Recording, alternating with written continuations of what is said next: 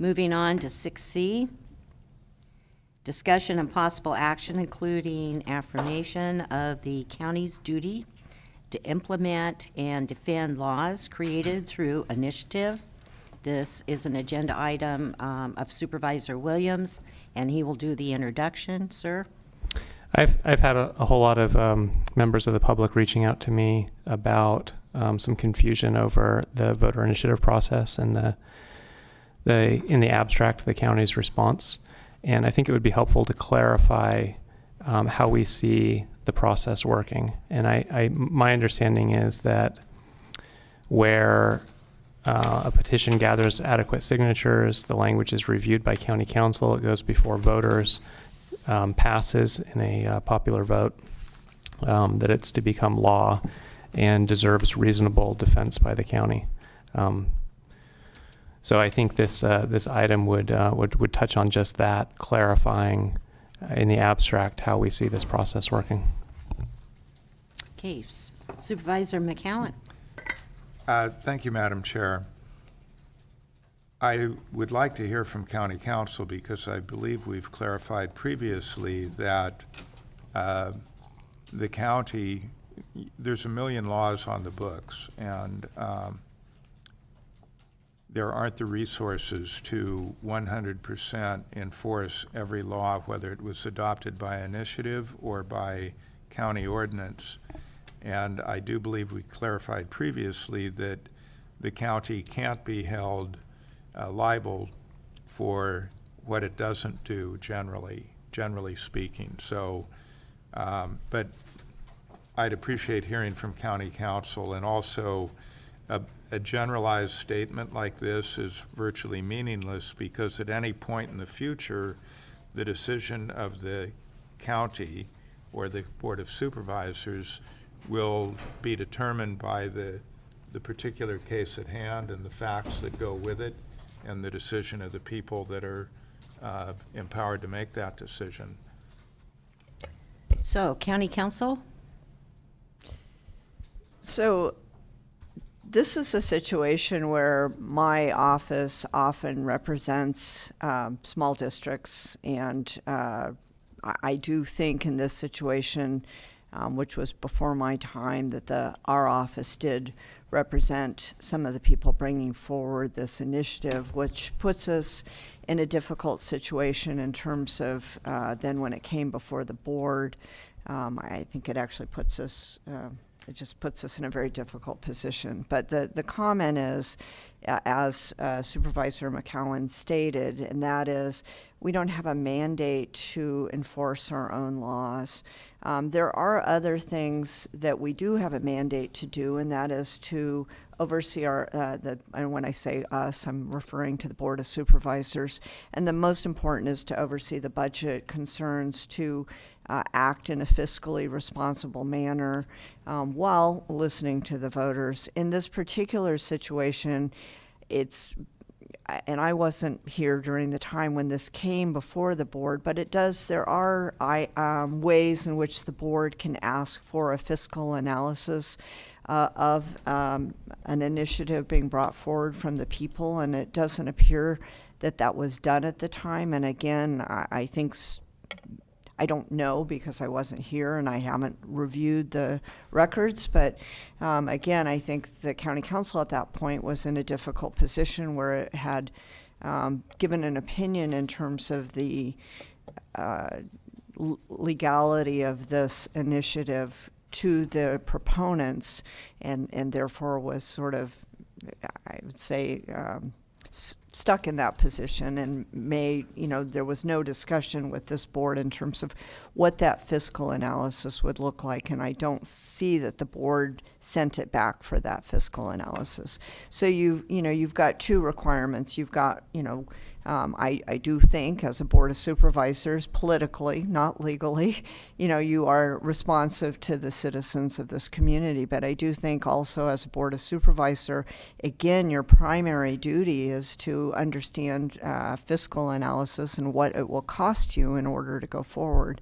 So although this item is brought forward, there's no fiscal analysis of what this what if this board moved forward, what that would look like, what would that do? And there's also not the sort of discussion in terms of threatened lawsuits that I have been hearing since this came forward. Again, reminding this board, the reason I sought an attorney general opinion is because of the threats from both sides on this case. And now we're in a situation where we didn't get that attorney general opinion. We are responding as requested by this board. We are assisting the CEO with the response to the letter to Mendocino Redwood Company, and that should be forthcoming very soon. That is a high priority.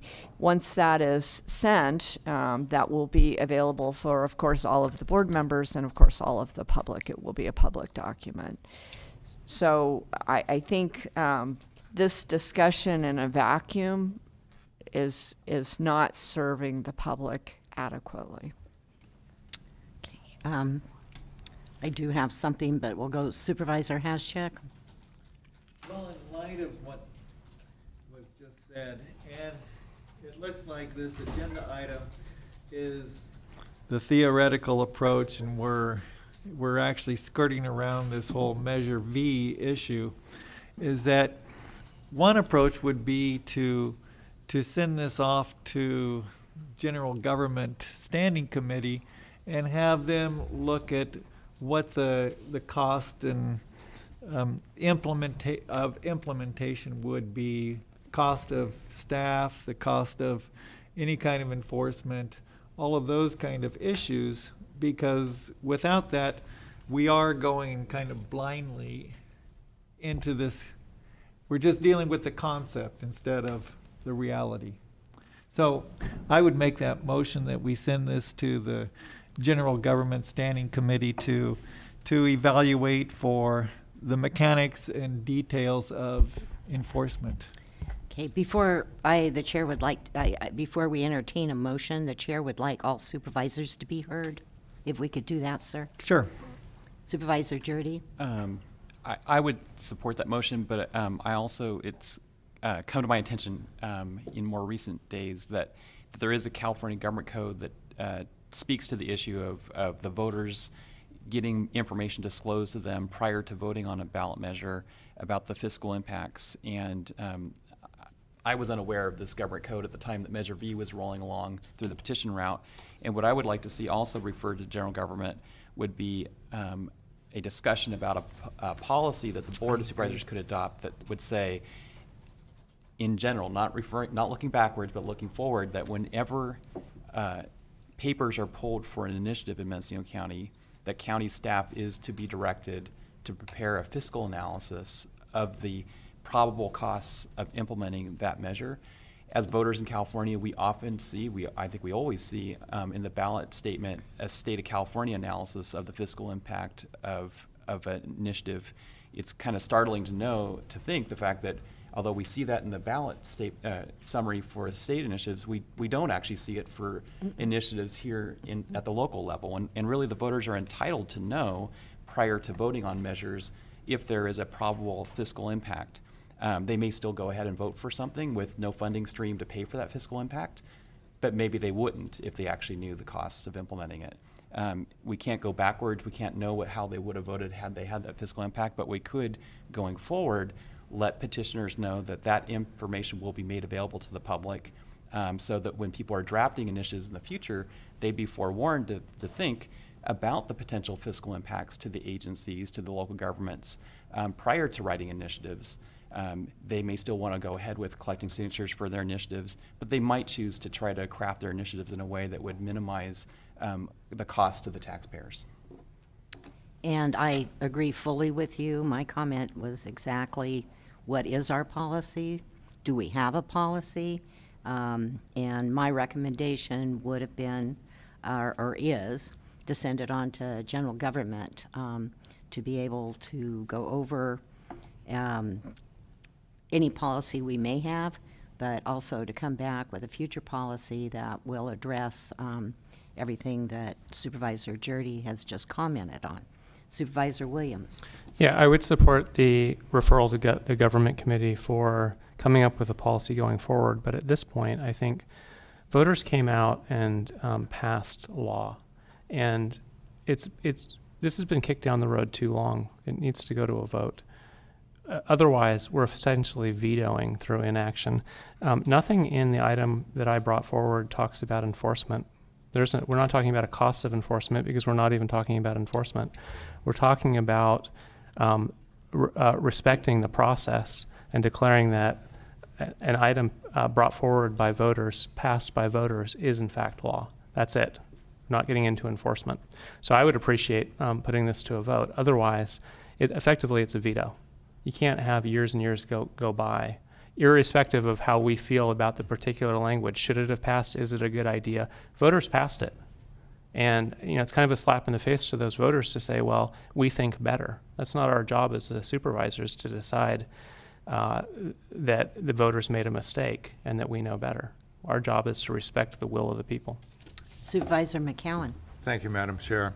Well, many thoughts. First of all, Supervisor Haschuk is absolutely correct, as just confirmed by Supervisor Williams.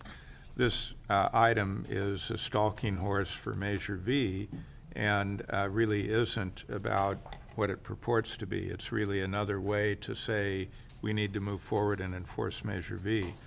And yet there are significant legal issues involved with Measure V, as we know. That's why the board requested an opinion from the Attorney General. Unfortunately, the Attorney General basically ducked the issue after several years of delay. That still leaves us not knowing with any certainty, is this measure legal or not? Simply because it was adopted by the voters doesn't make it legal, doesn't confirm its legality. In the year 2000, the voters adopted Measure G by initiative. The Board of Supervisors at the time was advised by County Counsel that it was unconstitutional. They chose not to challenge it. In 2008, in a subsequent vote, the voters overturned Measure G. Some of the original proponents came forward with an initiative to restore Measure G. County Counsel at the time, realizing that it was unconstitutional because it it was in direct conflict with state law, which fully occupied that particular field, went to court without asking approval of the board, but simply on her own initiative, took it to court. The court ruled it was an unconstitutional measure. It was stricken from the duty of the elections officer to supply a title and ballot summary. It didn't go to the people, because why have the people vote on something you know is illegal? Here, Measure V, the legality remains in question. We previously directed County Counsel to work with the CEO to prepare a response to MRC's comments asserting that Measure V was illegal. Before we start going down this road of churning more paper, I think we should see what the letter that County Counsel prepares has to say. We'll be better informed. But if we refer this to general government also and we say, tell us the cost of this, well, I don't know how you come up with that. There was a previous Measure A that was an initiative measure brought forward. The board directed at that time that there be the study provided for by the government code. It was quite exhaustive. It took a lot of staff time to prepare. The board decided it was worthwhile because the initiative had significant implications. If we want to refer this to general government, I think we should limit it to what would be the potential cost of enforcing and implementing Measure V. And I think it'd be a ballpark. I don't want staff to spend endless time on it, but what are some of the potential costs and risks? Well, I want to see our policy reviewed on how this comes forward. I think it's extremely important for County Counsel's office and also for the people of this county as well as the Board of Supervisors, that there be a process and that the policy be reviewed and recommendations come back from general government as to changes that need to be made. So all we're talking about, we got into this whole discussion on Measure V, and this is veiled, as you said, sir. But I think that is basically not a part of this at the moment. Supervisor Haschek? Oh, Supervisor Williams first. Yeah, I would argue that it's not veiled, that this is brought in the abstract as process for a reason, and that seeing Measure V as an example go down, there's a chilling effect on the voter initiative process. People now don't know, is it worth, if they want to create law in this county, do they go through the process wondering whether the board will accept the outcome or effectively veto it? And so that's the very reason it's brought in the abstract. I would like to see this go to a vote. Maybe it fails, but we can't keep delaying. I think the people have time and time again shown up. I get a lot of correspondence. So and when you talk about going to a vote, yeah. I don't see, let's look and see what your proposed action. My proposed action is affirm the county's duty to implement and defend laws created through initiative. Okay. And that's what I would move. Supervisor Haschek? Are you ready for a motion? We haven't had public comment, sir. Okay. Supervisor McCowan? Well, and presumably, based on the discussion, you would have us, you would affirm the county's duty to implement and defend laws created through initiative, whether they are legal or illegal.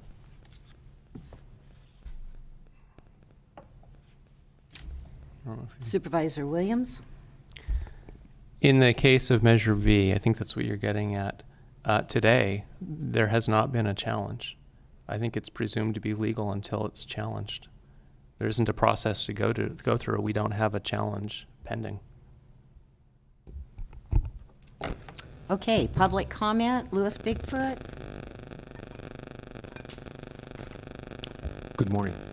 Thank you. Thank you, Board. Thank you, Mendocino County, for pushing this down the road. Imagine you have a giant timber company that their whole economic bottom line is built on the use of herbicides. That's what we're really talking here. Take the herbicides away, can they survive economically? That's the question. I want them to come here and explain to us before we go any further. If they stop using herbicides today, would they be able to survive economically? This is called an economic poison. That's what the term was given by the press some years ago. You go back to, first they wanted to do aerial spraying. Thought, oh, this is great, we'll do Agent Orange. And then they said, whoops, we'll do hack and squirt. Okay, we'll do hack and squirt. And now the fire danger. So we have economic poison. That's a no-brainer. Are we going to be able to solve that problem? Are they going to have to go out of business? Now, we had a little meeting in the office, in the hallway the last time Mendocino Redwood was here. And we kind of ran down a quick laundry list of what they could do with the dead and dying trees, make flooring, right? Make flooring. They said, no, we can't make flooring. It's too expensive. They don't make any money on flooring. So what do they do? How are they going to function without herbicides? The public does not like the use of herbicides and the fire danger. It's that simple. If you live next to this land, if you fly over the land, if you look at the land, you realize it's insane. It's crazy. When you look at a piece of property, it's called a THP, and more than half of the trees have been killed. More than half. I don't have the photographs today. But if you look at the clear photographs from the air, more than half the trees are dead. So you look at a piece of property that got all these dead trees, particularly the people who live right next to it. They know this. That's how this issue came up to the board. So going to the committee, let's get Mendocino Redwoods in here first and explain to us, and then we'll go to committee. How are they going to get out of this dilemma of using poisons to sustain their bottom line? I mean, it's all about bottom line. It's got nothing to do with forestry. Those aren't trees that they're cutting down over in Mendocino are too small. They're little pecker poles. Remember pecker poles? Well, imagine you're running your bottom line on pecker poles. Thank you very much. Anyone else? Public comment?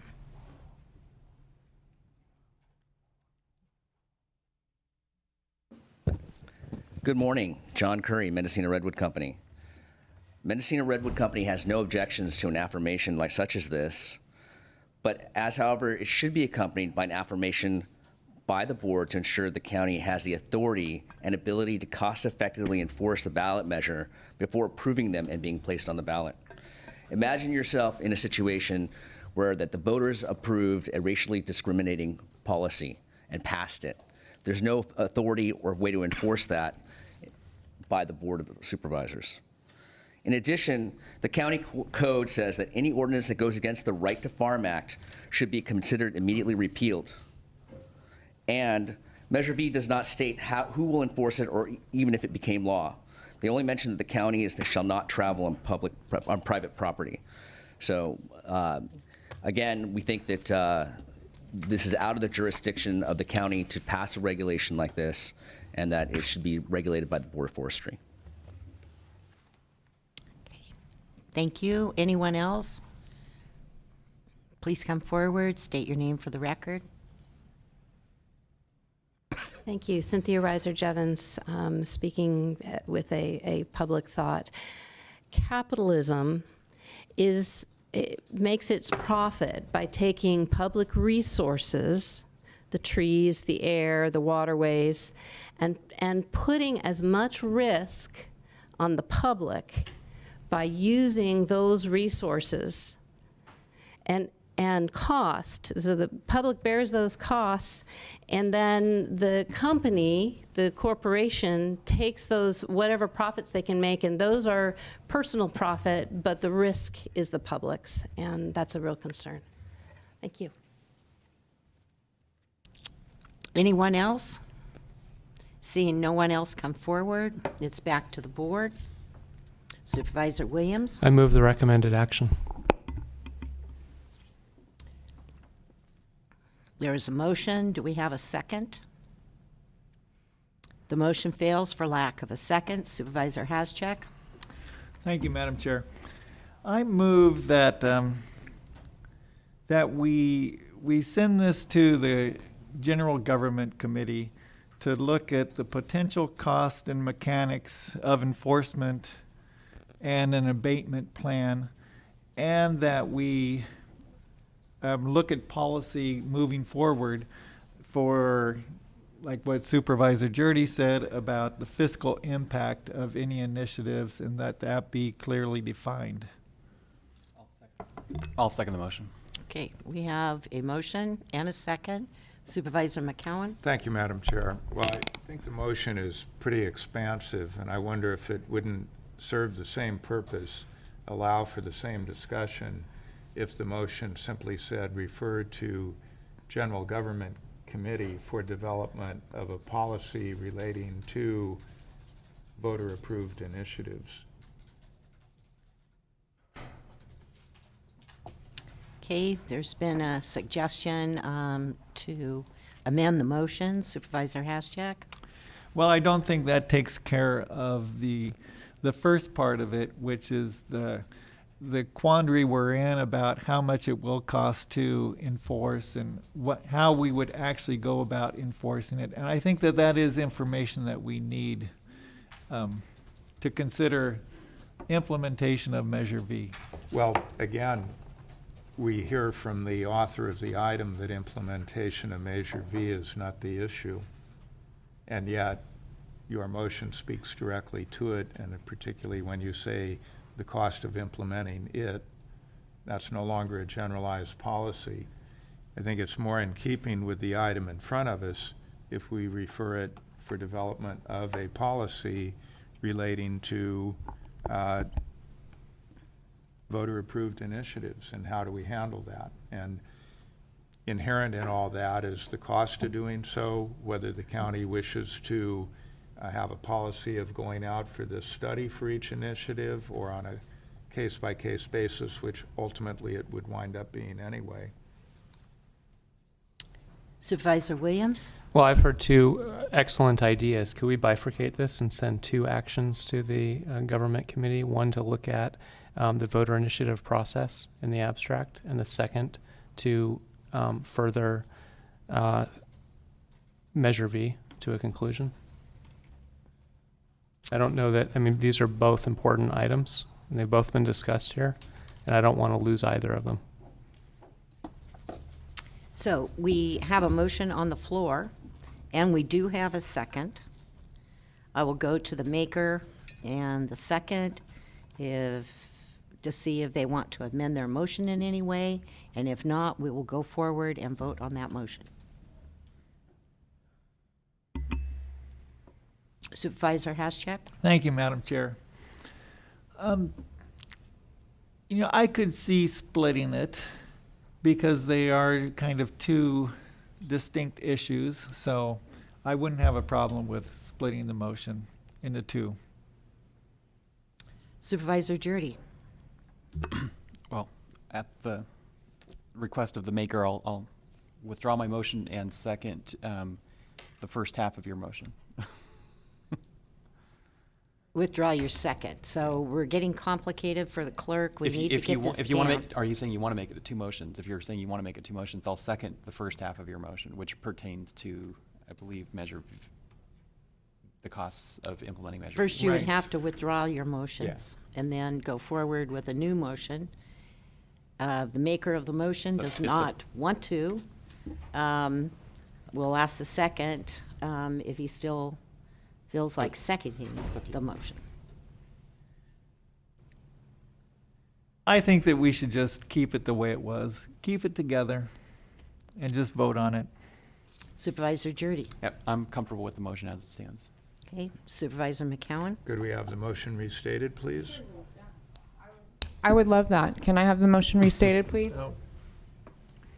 Well, the motion is to send this to the General Government Committee for exploration of the potential cost and mechanics of enforcement of Measure V and an abatement plan, and also to explore the fiscal impact of initiatives in the future and have that part of initiative development for So, do approval. you want a second? I've already seconded it, yeah. You're just restating the motion. Yeah. Yeah. Me? I have send to the General Government Committee for exploration of the potential costs and mechanics of enforcement of Measure V, and an abatement plan for fiscal impacts of initiatives in the future that have that part of initiative development.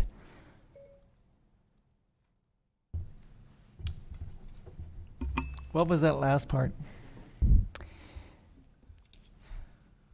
I have sent to the General Government Committee for exploration of the potential costs and mechanics of enforcement of Measure V and an abatement plan and fiscal impact of initiatives in the future, and have that part of initiative development. Right. Thank you. Okay. I think it's clear that the fiscal analysis would be part of the initiative process, so, as a matter of policy. Supervisor McCowan Thank and you, then ma'am. Supervisor Williams. I believe a review of the audio tape would show that the motion and the motion as restated are significantly different. Okay, I- why don't we just stop for 1 minute? I'm going to call for the break, and Supervisor Haschak will work with the clerk, but she will get her break, according to labor law. But let's get a motion down. We have some conflict here about what was originally made, so we're going to get a clear motion. And I want to ask the maker and the second to please work on that. We'll be back in session in, let's say, 15 minutes, 12 minutes, because that'll give time for our clerk to have her break. Chair? Sir, we're at I'm afraid if I don't ask now, they're going to have to come back.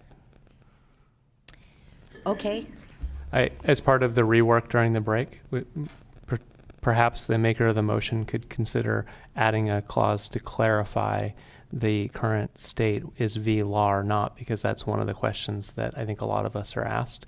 Having that clarification of where it stands today would be helpful. Thanks. okay, we're at break.